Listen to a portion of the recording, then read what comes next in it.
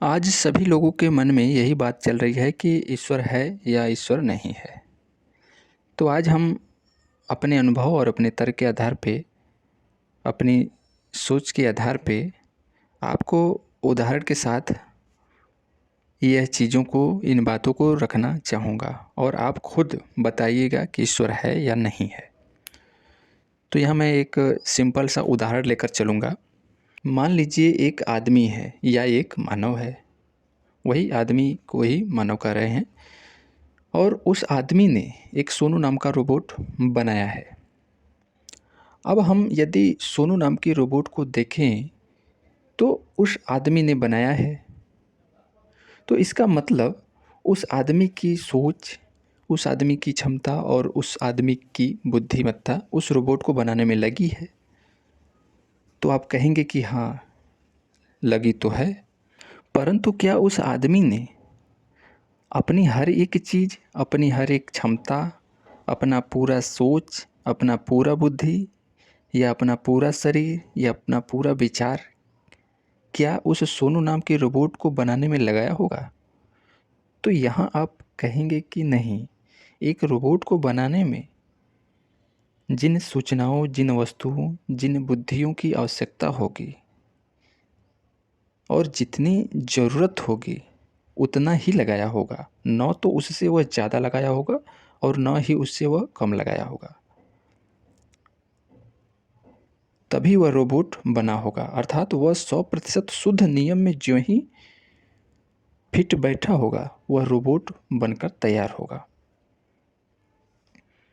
इस प्रकार हम यह कह सकते हैं कि उस रोबोट में उस आदमी का कुछ न कुछ अंश, कुछ सोच अवश्य है।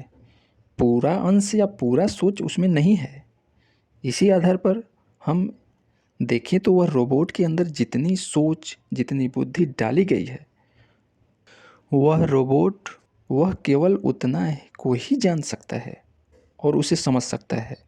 उससे ज़्यादा वह न तो जान सकता है और न ही समझ सकता है। इसलिए केवल इस अंश मात्र सोच बुद्धि से वह रोबोट उस आदमी के बारे में पूरा नहीं जान सकता है। केवल वह समझ सकता है कि कोई हमें बनाया है और हमारा जो दिमाग या जो सोच है यह उसी का कुछ अंश या कुछ भाग या कुछ हिस्सा है। इससे यह निष्कर्ष निकलता है कि कोई शक्ति या ईश्वर तो है जिसने यह सृष्टि बनाई है और हम उसे जान नहीं सकते, केवल हम समझ सकते हैं। केवल अपने अनुभव में उसे ला सकते हैं, उसके बारे में हम पूर्ण रूप से नहीं जान सकते हैं। और इसी प्रकार हमारी सोच कह रही है, हमारे विचार कह रहे हैं कि हमें अर्थात मानव को जब ईश्वर ने बनाया होगा तो जितनी चीज़ों की आवश्यकता रही होगी उतनी ही चीज़ों का प्रयोग किया होगा, उससे न तो ज़्यादा और उससे न तो कम का प्रयोग किया होगा। इस प्रकार हमारे अंदर उस ईश्वर की कुछ सोच, कुछ विचार, कुछ अंश अवश्य हैं, परंतु पूरा सोच, पूरा विचार या पूरा बुद्धि, पूरा अंश नहीं है। और इसलिए हम उस ईश्वर या शक्ति को पूरा जान ही नहीं सकते हैं। हाँ, केवल थोड़ा हम समझ सकते हैं। और यहीं पर एक बात यह भी स्पष्ट हो जाती है कि उस ईश्वर का कुछ अंश मात्र ही हमारे शरीर के साथ जुड़ा है। वह ईश्वर पूर्ण रूप से हमारे साथ नहीं है, वह हमारे साथ साथ नहीं चलता है, वह हमें देखता या ध्यान भी नहीं देता है, क्योंकि वह हमें एक ऐसे नियम के तहत बनाया है जो 100% शुद्ध है। वह एकदम अशुद्ध नहीं है, उसमें कुछ भी कमी नहीं है, उसे काट तक नहीं सकते हम। इसमें उसे हस्तक्षेप करने की कोई ज़रूरत नहीं है। उसने ऐसे नियम से मानव को या सभी उन जीव जंतुओं को बना दिया कि स्वयं वह जीव जंतु ही जीव जंतुओं को जन्म देते हैं और पीढ़ियों को आगे बढ़ाते रहते हैं।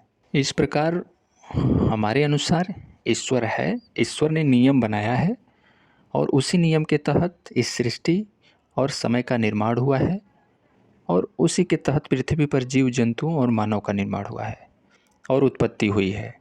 अतः ईश्वर मानव के न तो आसपास है और न ही मानव को वह देखता है, केवल उसका नियम ही हमारे साथ है। धन्यवाद।